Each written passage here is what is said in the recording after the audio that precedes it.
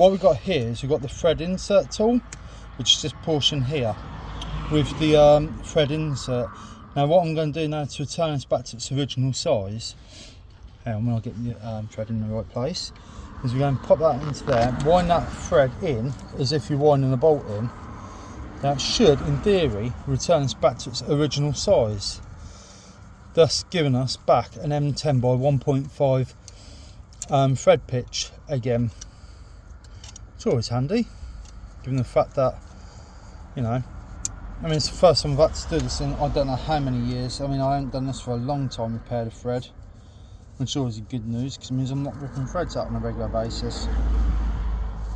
But unfortunately, sometimes it happens, even to the best of us. So just wind that in. There you go. Always make sure that the last portion of the thread insert is below your workpiece, especially on like if you're going to be using it on, for argument's sake, a sump pan or something like that, because if you've got any of that above that, when you put the bolt in and your item goes flush against it, it won't sit completely flush. So that insert must be below whatever your, for argument's sake, sump pan or whatever you need to replace. It's just quite simply a case of breaking off the tab, because there's like a little tab, just break it off, which I've just done. Normally you need a punch, but in this case, not the case. And wherever the put it down somewhere, there it is.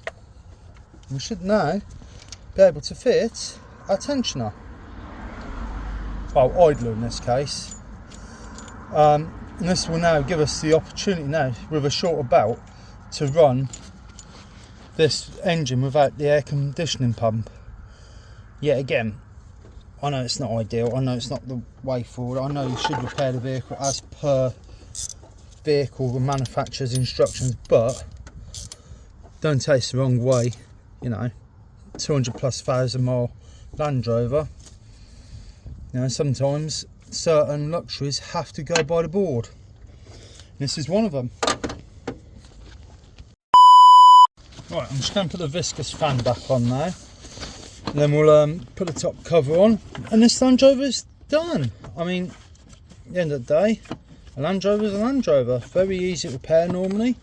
One of the most simple vehicles known to man, I think, these things. I think this thing's been proved that on many occasions. Everyone raves about the 300 and 200 TDs, but actually the TD5 is a much better, much more superior engine, I think. I'm sure there's somebody out there who will argue the difference. You know, it's not quite as noisy, for one. It's still noisy because it's still a Land Rover. You know, they didn't like refinements back at this sort of age.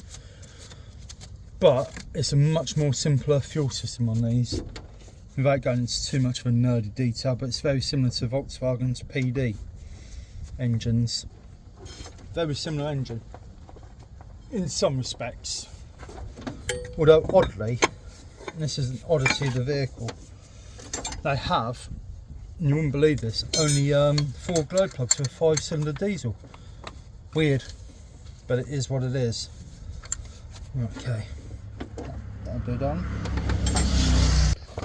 Right, just a few things to mention when doing this sort of work. Well, anything when it involves any sort of work removing this fan shaft, be very careful. This pipe here, it runs from this portion of the radiator all the way around to that header tank over there.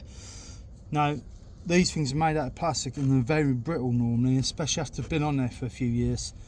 So if you've got to do any work, it's always a good idea to replace these pipes. They're not a lot of money, only about £5 or £10. So God only knows what that is in American money, but we're English, so about 5 or 10 quid.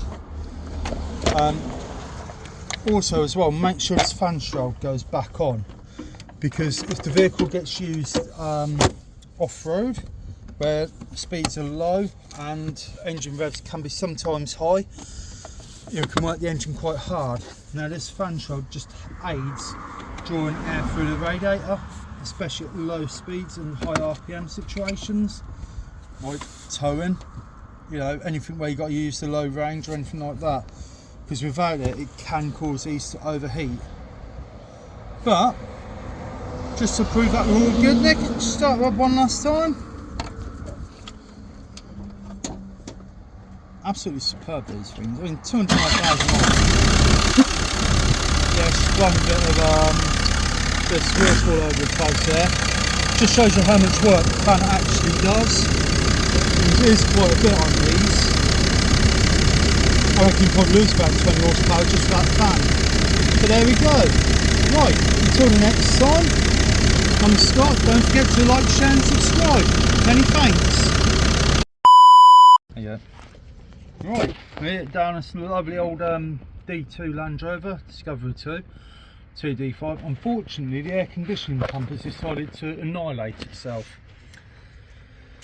Now, unfortunately, due to the car's age and what have you, the threads that normally hold this tensioner, which we're going to replace it with because we're going to do away with the air conditioning, it's not used. And at the end of the day, another air conditioning pump is quite a substantial sum of money. So what we're going to do is, I'm just going to drill out this little doodad here. You shouldn't have to do this, but unfortunately, it stripped the thread out. And yes, I've got my missus laughing in the background. However, what I'm now going to do is, I mean, I've managed to drill this without taking the radiator out, purely just by using a chuck off a Milwaukee drill and a pair of mole grips. All I've done is, luckily it's just aluminium, so it's quite soft. And then what I'm then going to do in a little while, and you'll see in a little while, is we're going to helicoil it to put a new thread back in there and hopefully convert this to a non-air conditioning Discovery 2.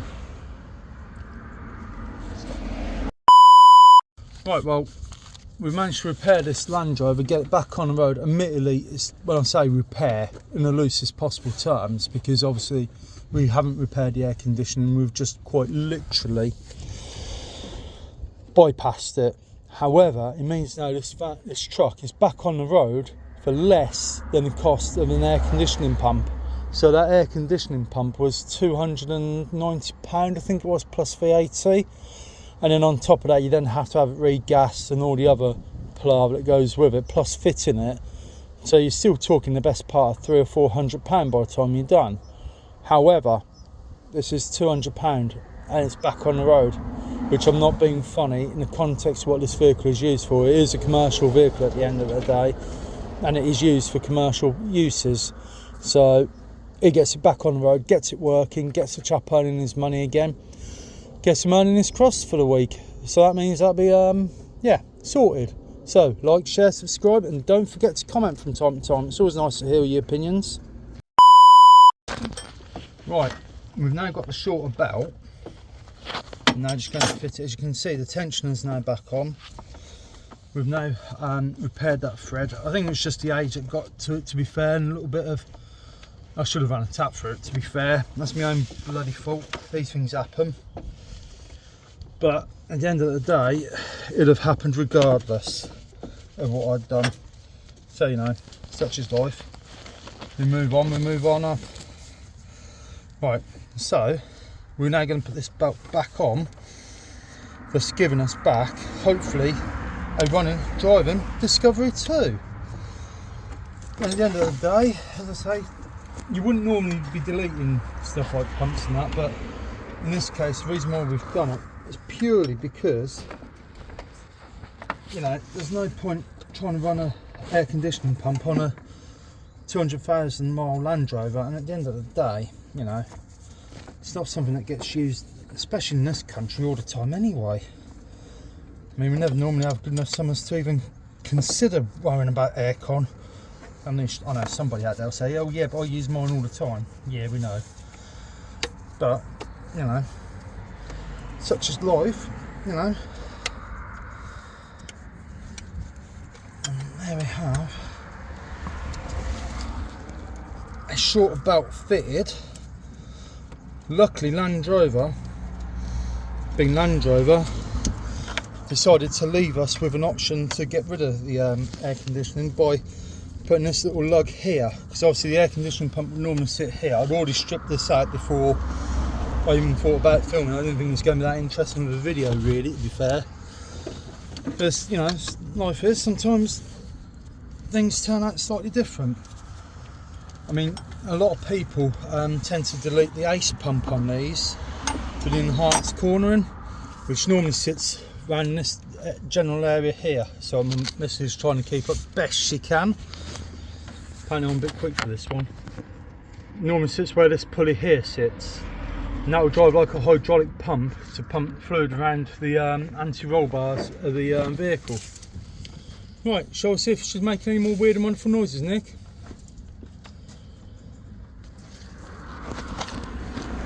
Right, let's see if she can now be used again. Oh, listen to that sound of a TD5. Fantastic. There you go, Nick, shut her off. All the parts today were supplied by Landy Parts. Shout out to you guys up in Woodbridge. If ever you need any Land Rover parts, don't hesitate to give them a shout on Google. They're really good old boys, they'll always help you out. Normally have everything sort of next day or very close, you know what I mean, for all your Land Rover needs. What? Oh, yes! I must just remind me. Just to give some context to the video. Here's the old AC pump. Unfortunately, the bearings have gone in this part of the pulley here. So when that was running, it was making all sorts of horrible, god-awful noises, as you can hear just by rotating it. And it's actually jamming up and trying to drive the compressor. Unfortunately, this hasn't been used in I don't know how many years.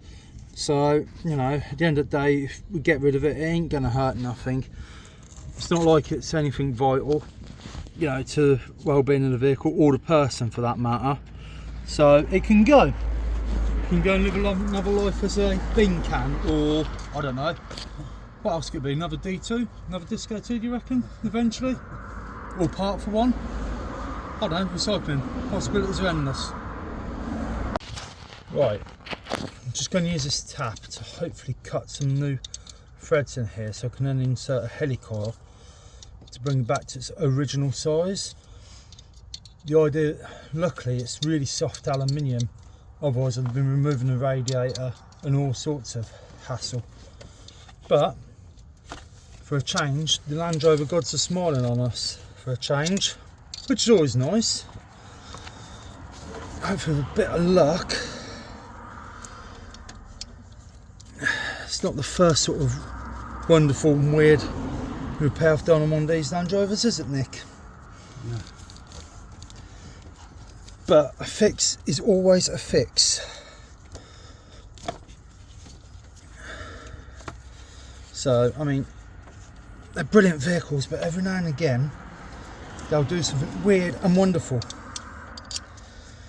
I've decided it doesn't like its air conditioning. But like I say, that's way too much for this one to be repaired. It's done way too many miles. There's other little woes that it requires, so it's not exactly it's not used for luxury anyway, to be fair. It's used for dragging bits of landscaping materials around and used as a proper Land Rover, not pretend sort of Chelsea tractor. So, you know, a loss of an air conditioning pump for this is not really a problem, thankfully. You've got to say, that is always nice. I do.